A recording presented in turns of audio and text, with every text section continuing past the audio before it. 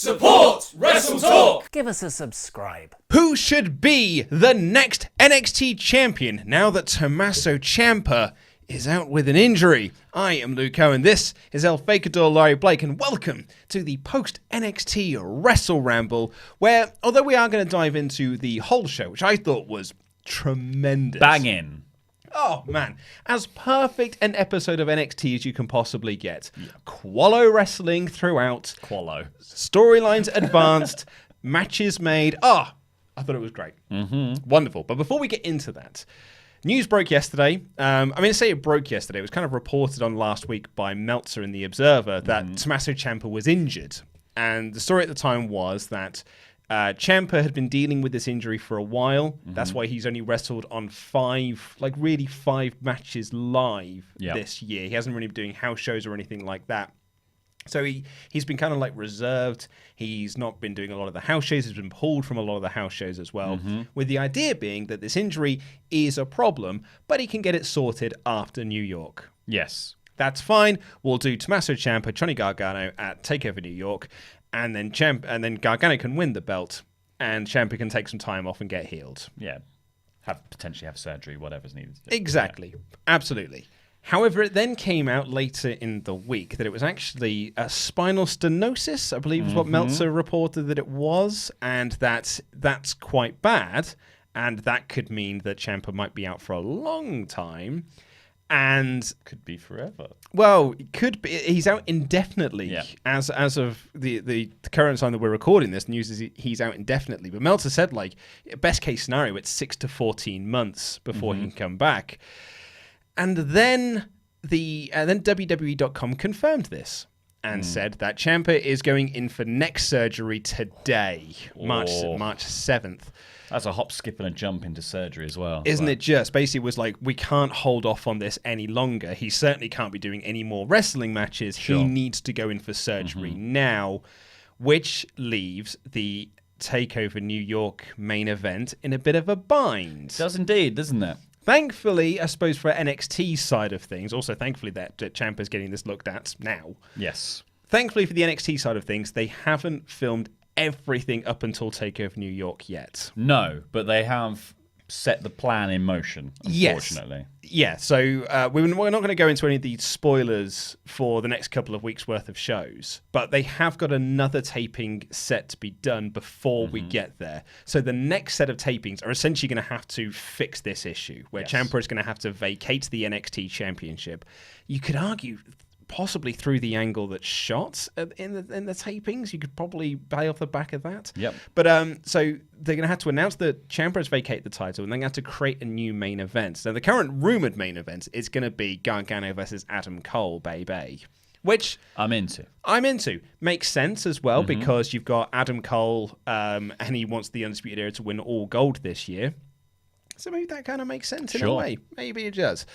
But man, like, you think about it sucks for Ciampa, man. It really sucks. Because like his last injury as well, while obviously unfortunate, happened to play quite well into the storyline that was happening, because actually taking him out of the running for a while gave you more time to build Johnny as a single star. Yeah. And then have Ciampa come back and ruin it.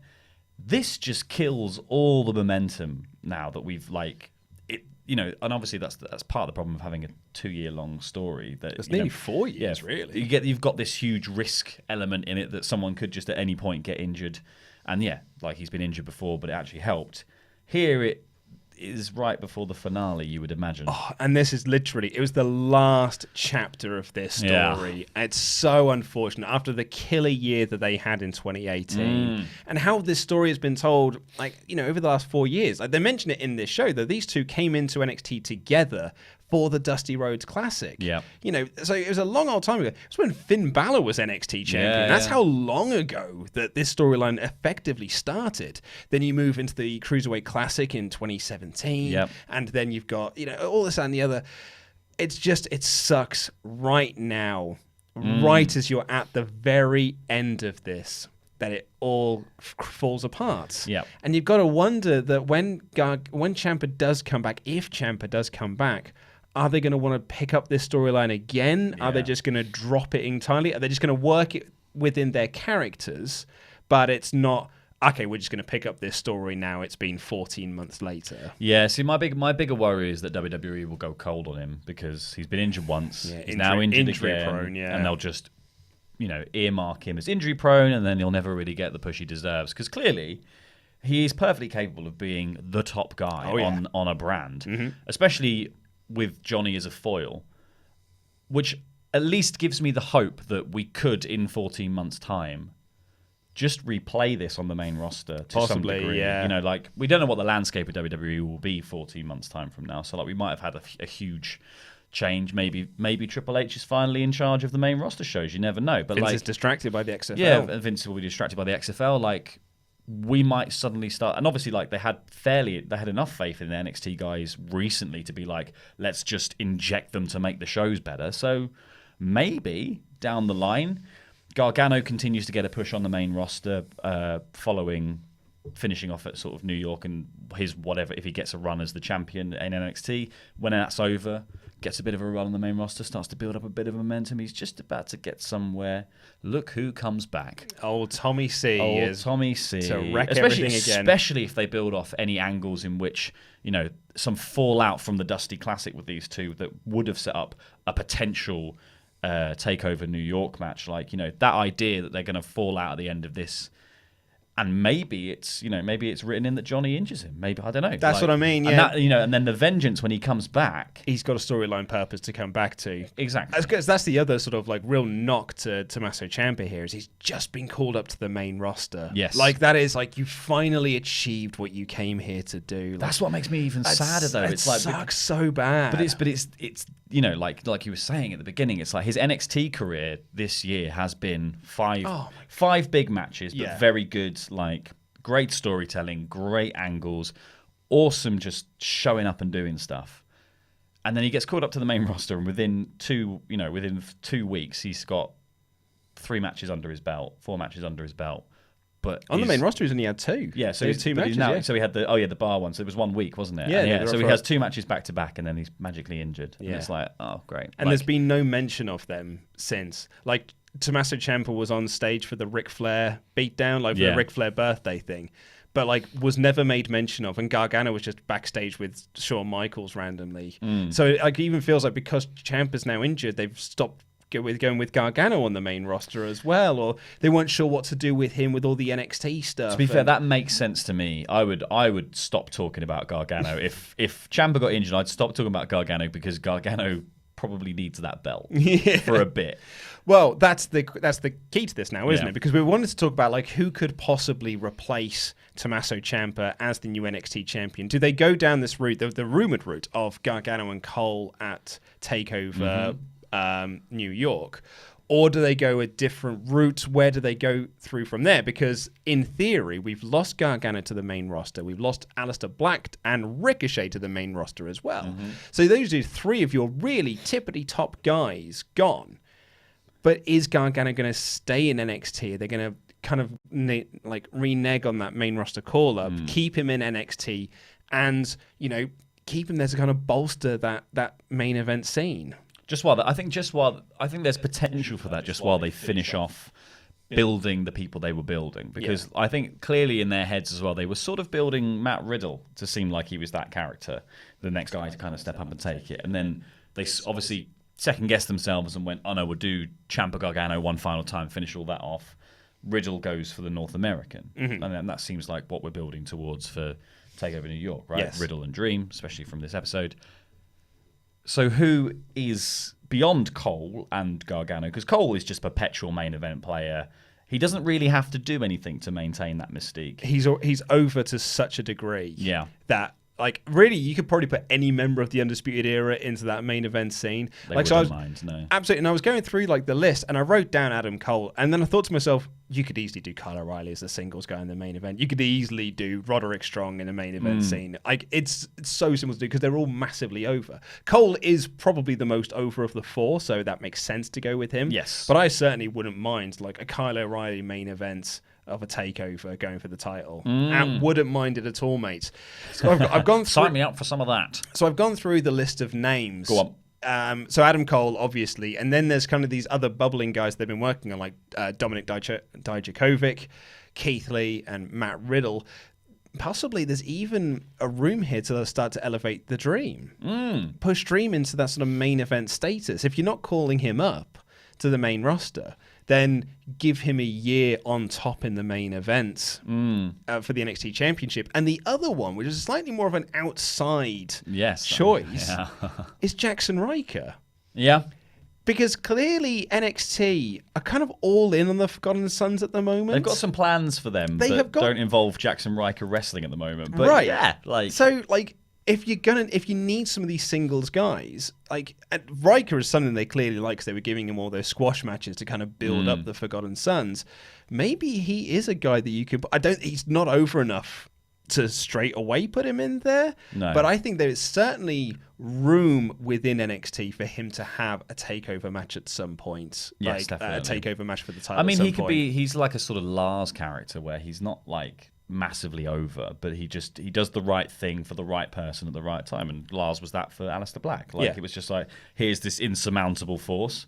Oh, you kicked him in the head. Yeah. Sure. Yeah, like if Gargano wins the belt at TakeOver New York, Jackson Riker's not the worst person for him to have a first feud with. Just like you can get a win over Jackson Riker and just granted though, I would think that's almost like the Daniel Bryan, that when Daniel Bryan finally won the belt and they're like, and now you're facing Kane. And I was like, I was kind of hoping for something a bit better. Yeah, well, but if Cole wins as well, Forgotten Sons and Undisputed Era feuding to keep that. That's right, faction warfare. Feuding to keep that title is quite a good angle. And the Forgotten Sons seem to be improving from this week's show. Yeah, as we've seen. It's I don't know. Yeah, I think the safest bets are Gargano and Cole, just for if you have to impromptu make a takeover quality main event match for the NXT Championship, those two guys. However, I'm also not against them going, well, do you know what? These two guys, Keith Lee, Dijakovic, that is a 4-way match for the title. Oh, mate, yeah. Do a ladder match. Yeah, absolutely. Do a ladder match. Let's have another North American title ladder match event that will just steal the show and just absolutely bring the house down for your biggest event of the year. Man, yeah, a 7-man ladder match with Gargano, Cole, Dijakovic, Lee, Jackson Riker. You'll probably put him in there because to me, that's and even someone who's sorry, I don't mean to cut you off there, but someone else who was is possibly in the mid cards or things. I put Oney Lorcan in there. Yeah. I mean, if they're knocked out at the Dusty Classic, so put Oney Lorcan in. He's not going to win, but he can do some big crazy spots because that's what he does. Bit of Humberto Carrillo. Well, perhaps. Just for flippity-doos. But I think that's the kind of match that says to me, we don't need to build this. We don't need weeks and weeks to do this. But if you just go, well, okay, it's now going to be a ladder match for this title, people will suddenly go, huh? Sorry, what? It's a ladder One more match. time? And you just know that it's going to be a spectacle, but it doesn't have to have loads and loads of story going into it. It just has to be this mad thing that happened. That's a great shout, especially William Regal comes down and is like, unfortunately, we've lost our NXT champion. He's had to vacate the belt because he's got a very bad neck. He's got a horrible back. But we're going to have this ladder match and it's going to be bloody terrific. And I'm going to have some of the best stars from the NXT locker room. And then they all come out. We've gone down Robert Dias. We've got the biggest ladders we could find. And then they come out, Adam Cole being like, I won the North American Championship this time last year in a ladder match. I've got prior, blah, blah, blah. I think that's a much... it's and you can whack Ricochet and Black in there as a farewell tour. Absolutely. Because it just means that these people just end up on the card, and just in a massive spectacle. I think that's this great is my idea. best idea that I can come up with for this. It is a tremendous idea as well. Doff the hat to you, sir. But okay, so that is essentially the bigger, broader strokes of the NXT title picture at the moment. But let's get into, as we say, what was a corking episode of NXT. So the show opened with this awesome video package that was all about the Dusty Classic. And it was making me... I was sitting there watching this, and I was like, there's a reason why people like this tournament. It's because this tournament means something. You don't get these sort of video packages for the Andre the Giant Memorial Battle Royal. No. Yeah, sure, it's something we do every year. but it doesn't mean anything. Oh, but it might as well just be called the Something to Do Battle Royal. To get you on the card Battle Royal. The things that are happening Battle Royal. Exactly, because like Baron Corbin didn't exactly get much out of it other than getting a main roster caller, but didn't like have a storyline coming out of it. Cesaro, I think Cesaro won it. He got nothing out of it. Big Show got nothing out of winning it. Matt Hardy got nothing out of it from last year. Was it or did Bray Wyatt win? Whatever it was. So like none of these winners. Mojo Rawley. Like, none of these guys get anything from winning the Battle Royal. But when you show a video package for the Dusty Classic and you show, like, Finn Balor and Samoa Joe, were the inaugural winners, and now you look, okay, Finn's the IC champ and Joe's the US champ on SmackDown, and then you got the Authors of Pain who have had a main roster call-up and unfortunately got an injury at the moment, but they've been Raw Tag Team Champions, and the Undisputed Era, and you're like, this means something. People want to win this tournament. And there are angles spinning out of it, and there's long-term storytelling going on. When you had Ciampa being like, where it all started. Yes. And you have that clip of them making their NXT debut within the Dusty Classic, with Ciampa with his little mohawk and things like that. And you're like, there's so much history around this. Yeah. I was stoked for this episode. You also, like we were saying the other week, it's just like, that when you're getting the Dusty Classic, all you're getting is weeks worth of great matches just happening. And we got that here. Yeah, but I like the fact here they were just like, let's just do all that. Now else. So there's always this idea when you're doing a tournament, it's like, well, you don't want to do too much in your first round. You've got Put Aaliyah back in the closet. We've got Dusty Classic this week. You got to you don't want to do everything in your first round. You got to build to your semis and your quarters and your what have you, and then you do your big block for the final. This apparently forget it. Like the first match in this first round tournament was Ricochet and Aleister Black versus the European Union, which may end up being one of my favorite matches by the end of the year. I loved this match. This was wicked. Oh my god, it was so good. But it was everyone doing everything at like full speed. Like we've seen Aleister Black on the main roster doing his he's doing that same combo all the time now. The roll over the back, knock him down, run off the ropes, kick him in the head. Here it was at least twice as fast. It just went everything. It just feels like everyone's like more confident in the ring at Full Sail for some reason. I don't know what it is, but it's weird, just like there's just a bit more just like let's just go for it. Yeah. Like if you'd have debuted Black and Ricochet on the main roster with this match, or like these two against the Revival and just let them go out there and have, like, 'cause it was like a 12 minute match. Yeah. Just go out there and have this match on Raw. They would be superstars. Like absolutely. Like, 'cause the crowd would go, they would be like quiet at the start, but it'd be like the Revival Bobby Roode Chad Gable match. Quiet at the start, but then they start to get into it and start to get, and the same thing would have happened here. You do that on Raw, you do the same thing on SmackDown. Instantly, they're massively over. It's one of those things, the NXT, I think it's just a thing that the NXT guys seem to have, and it's the same thing we say about Burch and Lorcan. I was going to do your Lurch and Borkin thing, but it's the same thing about them when they were facing the Undisputed Era. NXT guys have the ability, if you give them enough time in the ring, to turn up and go, we'll make you know who we are. Oh, yeah. And it just seems to be the way these matches run. And you can go, oh, well, the European Union have appeared a couple of times. Unless you're watching all of NXT UK as well, you probably don't care too much. But by the end of this, people were like, oh, they're great. These guys are fantastic. One of my notes for this match is in all caps, this team is amazing. Yes. I love the European Union so much. And it was at this moment when... I also love the real European Union. Sad to see it go. Yeah, well, let's not get into that. But me too. There's this moment when Bartel tosses Ricochet into Eichner, who just catches him in this suplex.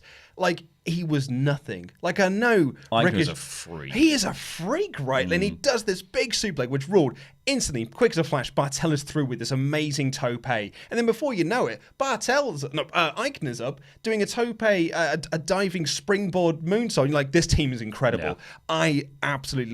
We said this last week as well. This is the most stacked Dusty Classic where I want every team to, well, apart from the Forgotten Sons, I want every team to win. Yeah.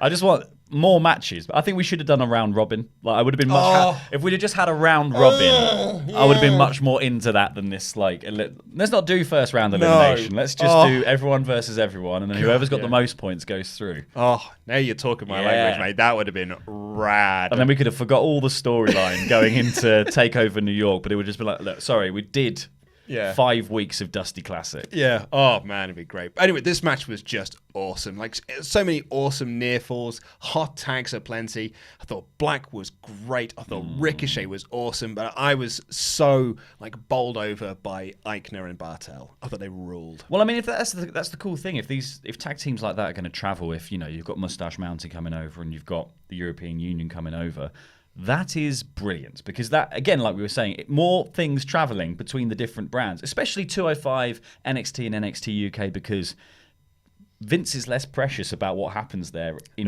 general. Yeah. So why don't people just ping pong around? Because it makes people care. Yeah, totally. Like seeing the European Union here, I'm going to be like, I want to go and watch all the matches they did in NXT UK to see if they're up to the same standard, because these guys are fantastic. Man. And then you find someone else, and then hopefully they come over, and you're like, oh my God, now I'm fully versed in all of the WWE lore. I am so in on this European Union. And actually, I'm going to give a shout out on this episode as well. My low-key MVP of the night, granted this is all fed to him, but my low-key MVP of the night was Percy Watson. Because he gave 2 really good points to the tag teams. I forgot what the other one was, but it was in this match. He compared Black and Ricochet to the very first winners of the Dusty Classic, Samoa Joe and Finn Balor. That's two a great guys, shout. two guys who aren't a tag team, but they've been put together, or they've joined forces to be in this tournament because they want to be a part of this tournament. Percy Watson just saying that, being like, hey, the first winners were 2 guys who weren't a tag team, so they could be this year's Joe and Balor. And I was like, that's a great point. Yes. It's a great shout. And it doesn't devalue any of the other players. No. Because it made sense with Balor and Joe, because Balor was champion at the time. He was champion at the time, He yeah. was champion at the time, and Ricochet's been North American champion. Black has been NXT champion. So they're just like, of course, when they join forces, they're going to become more powerful than you can possibly imagine. They're going to form like Voltron. Yeah, They're gonna be that's it. fine, Yeah, mate. there's a Megazord. I thought this was awesome. Black, and like, it really didn't damage the European Union either, because Black won with a black mass from out of nowhere, and it really was like, almost felt like a desperation black mass by Aleister Black. I thought this was rad. And that was such a crazy little combination. Oh, it was so good. If you haven't watched this match, go out of your way to see it. So I've got a Word document that's like my favorite matches of the year. It's just easier for when we do the end of year lists for me. I've got something I can go back to about this. rather than being like, what happened? When was this? I've got a document of being like, what matches I really loved. And I'm why just going to I say loved them. Ray Andrade when we get to that time next totally. year. Pick one. And this match went into that list. I don't think it'll end up being in the top 10 because there's pay-per-views and things like that. And That'll the really gauntlet. exactly, yeah. Like, so there'll be loads of things that'll knock it down. But for now, this is one into that it's on list. there. Loved it, loved it, loved it. We see backstage Moustache Mountain from NXT UK warming up backstage, and the War Raiders sort of approach, just standing there with their belts, looking cool. And then we've got a recap of Keith Lee versus Dijakovic from last week in that awesome match. A match that was so good, Ollie is now watching NXT. Yeah, That's how good that match was. that match. And then we get a clip from earlier in the week. We see Lee at the Performance Center, kind of like, doing some bits and pieces that they do at the Performance Center. Headlocks and whatnot. And Dijakovic walks up and he wants to finish the match right there. It's like, there's a ring. There's a ring. Let's just finish this now. And Bugenhagen is there to kind of separate them. I knew there were other people there, but I was like, Bugenhagen's here. I was like, oh, Boogs is here. Lovely. Excellent. This is already the best episode ever. And they announced that Keith Lee versus Dominic Dijakovic will take place in 2 weeks' time. Yes, please. Yes, I'm hoping that is another no contest. Oh, me too. Yeah. Me too, I mate. want it at TakeOver. Oh, yes. I know we just said we want to put them in that ladder match, but transition it into the ladder match. Yeah, yeah, that's fine. Yeah, And you can imagine as well of those two just constantly trying to have a stare down and people stopping them. Oh, So like you have like Lee and Dijakovic, and then like Adam Cole starts fighting Lee, and someone else starts fighting Dijakovic. You fight them all off, and King Kong and Godzilla face off once again. this is a feud that could run and run, of just matches that don't finish. Meaty matches. Yeah, like big meaty matches. You've got at least 4 in there, I reckon, before they Yeah. have to actually have a pinfall. That's what I think. And this is actually the other great Percy Watson call, because it came in our next match between the Forgotten Sons and Lorcan and Burch. This was, I mean, it was the worst match of the 4, but it was still really, really good. This was the best the Forgotten Sons have looked in NXT. By leaps and bounds, this is the best they've ever looked. Some new moves. Yeah, right? But the great call that Percy Watson put over, and I love this little detail, he said the Forgotten Sons are the only team that trained under Dusty Rhodes. Yes. What a great call. Because everyone else is new. Yes, they're all shiny and new, but these guys have been here for donkey's years. So they actually trained under Dusty Rhodes. So for them, it's really important that they win because they've got that connection to Dusty. I thought that was a great call. Just a wonderful bit of character for these two guys. Yes, in this tournament. Yeah, it just makes it matter to them. I think that's the key with this stuff. Is like those tiny little calls that he manages to do, like. As the third man, your ability to chime in is obviously very limited. Yeah. Okay, being able to, that's all he does. Jeepers, but being able to say something just very just cut through with something very pertinent, obviously elevates you slightly. Percy's obviously proven himself to be very good as the second man as well. A couple of times when people have been off or ill or whatever. Yeah, he's fantastic. I like Percy.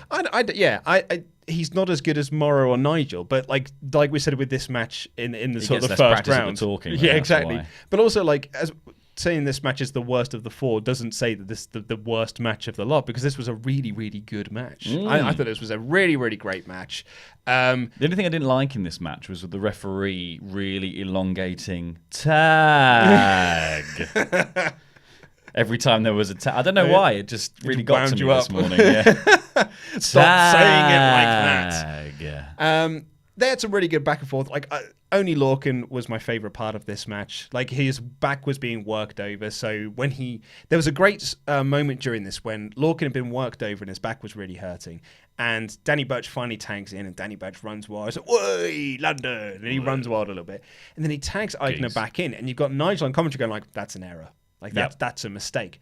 And then they go for the elevated... The spike DDT thing, right? And it turned out there was an error because Lorcan couldn't do it because his back was hurting. And then you have, later on, like the match still goes from there, you have Lorcan doing his bad back comeback where he was doing his wicked running uppercuts and his big flip dives and whatever. I thought he was wicked in this match. Yes. The bit where he, I know it's a spot he keeps doing where he just goes chop crazy on people. But here... Oh, they stung. They were so rapid as well. Yeah. He's great. He's been training under Bruce Lee. He's so good. There was a wicked spot for the Forgotten Sons as well when Blake hit a power bomb to doing a buckle bomb, but you had Cutler in the corner lifting his knees up, jumping up and putting his knees up. So you had it was a power bomb to the knees. And then that led into the finish. It did, yeah, because they hit their finish, which is like a sort of reverse DDT foot stomp, off the top rope thing. Crowd weren't massively into the Forgotten Sons winning. No. I think they really wanted to see Lorcan and Burch advance, but they can. Yeah, but they're the sort of people that will bounce back. Yeah. I think they're just over. They're over enough at Full Sail that you can just do whatever you like with them. They Pretty can just much. Be filler. Lovely, lovely filler. Lovely filler. And to show how good of a program NXT is. When sometimes you say 2 hours just isn't enough. 3 hours sometimes just isn't enough. This was a 1 hour show where you had 4 either excellent matches or a really good match. And yet you still had 2 segments in this show that furthered storylines and set up matches for TakeOver New York. True. You had time to do all of this. It's very easily done if you keep the chatter down to a minimum. Yes, yeah, indeed. And if you have the luxury of not having to put your ad breaks in the middle of matches, I suppose. Yeah, that's true. But this was that segment because the Velveteen Dream came out and he was there not to do a celebration speech, but as he's about to talk, bro, and the crowd go, "Oh, hello." Yeah. Matt Riddle versus the Velveteen Dream. Excuse me. Is that my interest being piqued? I think it might be, yes. And and he's like, my tummy's fizzing. He's just Matt Riddle comes out and he's just like, "Look, bro, I'm not here to rain on your parade. I just wanted to get a closer look at that North American Championship. And now I have had a closer look. I think it'll look really good around my waist." I thought this was awesome. And then Velveteen Dream being like, "Honey, the spotlight." Terrible clip.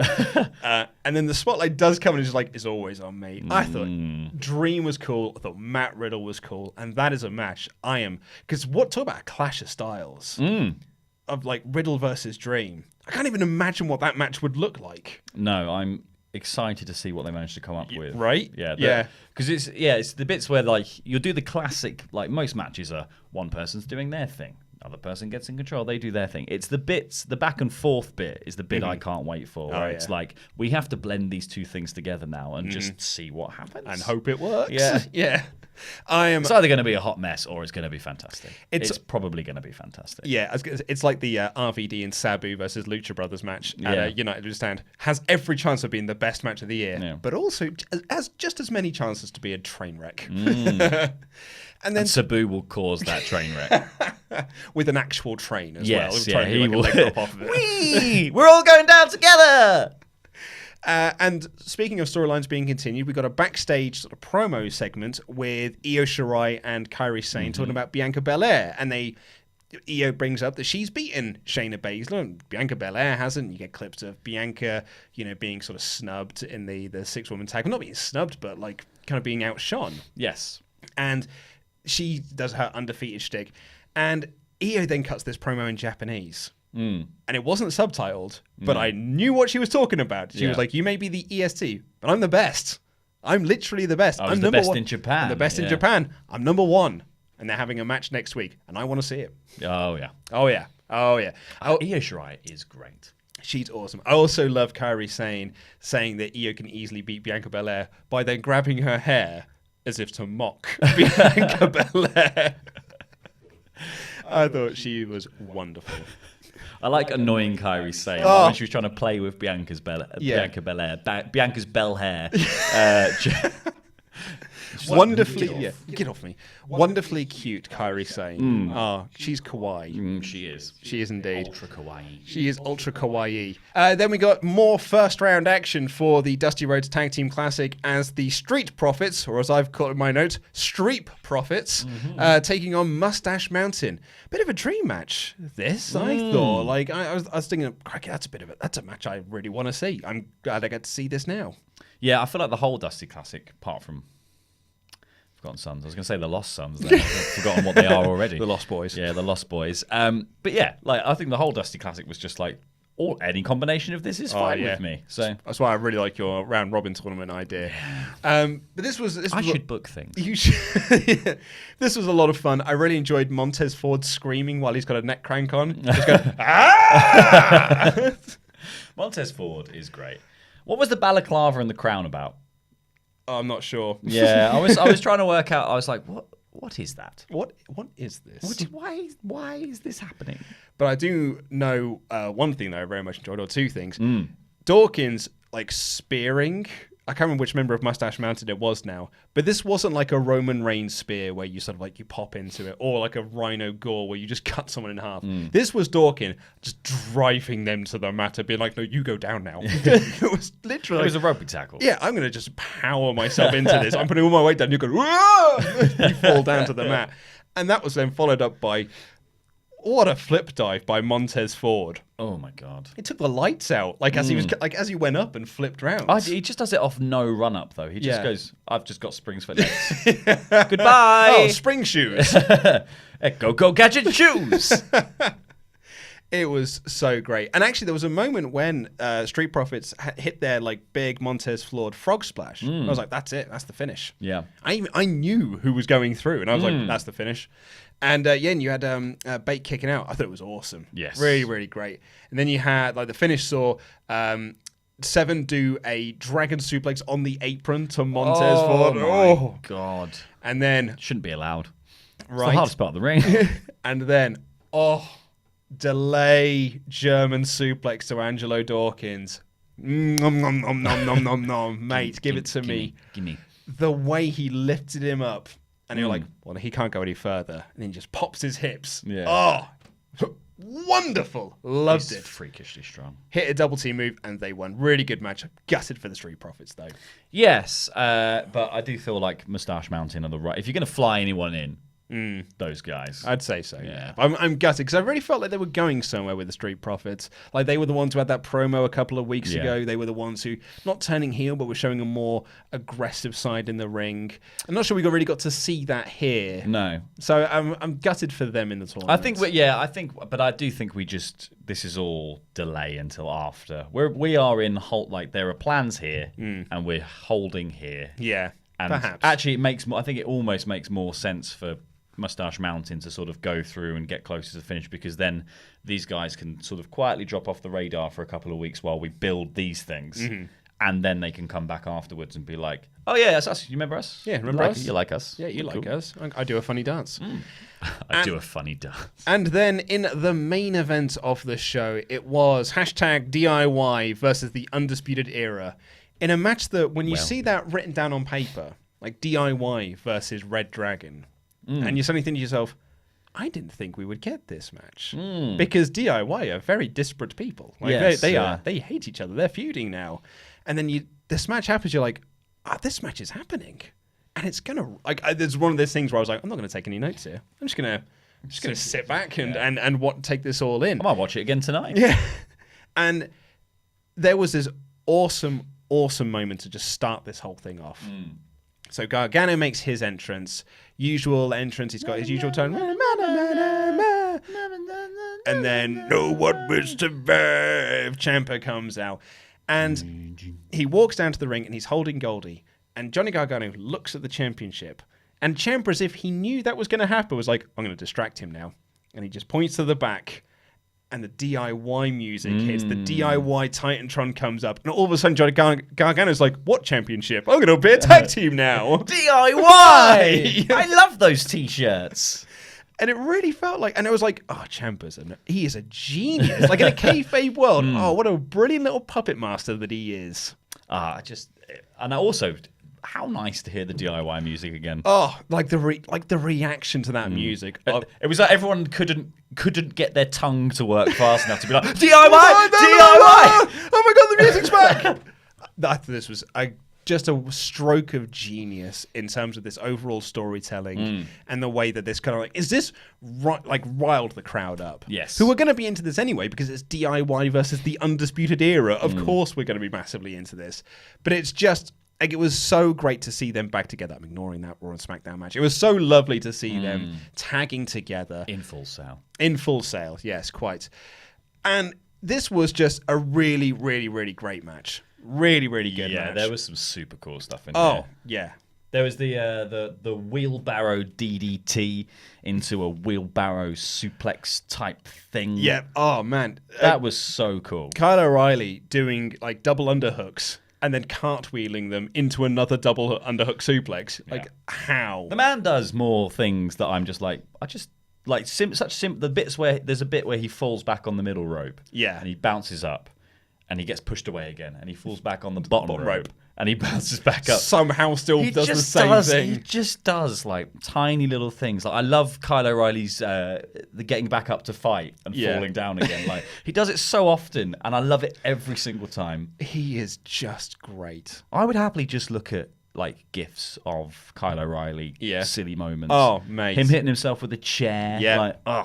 Yeah, there needs to be more confirmation. There needs to be confirmations. Confirmations. There need to be more confirmations in the God. No, there needs to be more Why can't I say the word? Compilation. Compilations. Thank you very much. There needs to be more compilations of Kyle O'Reilly face. Yeah. Just Kyle O'Reilly face and Kyle doing his little weird things. I would be very happy to see all of that. I just thought this was a really, really good match. Some really good striking combinations in that moment you were talking about then. And then, not to be outdone, Bobby Fish hits a top rope Michinoku driver. Yeah, that was the note I just looked at because I was like, what else happened in this match? And I've just written down that whole sequence. And I was like, oh, yeah. Oh, yeah. Yeah. Oh, my God. Mate, top rope Michinoku driver and then a diving knee by Kyle O'Reilly. And this is where you really felt like DIY are in trouble here. Yeah. And the Undisputed Era have just got this in the bag. Yeah. And they just sort of kept firing back. This was our first time seeing Ciampa work as a babyface in NXT.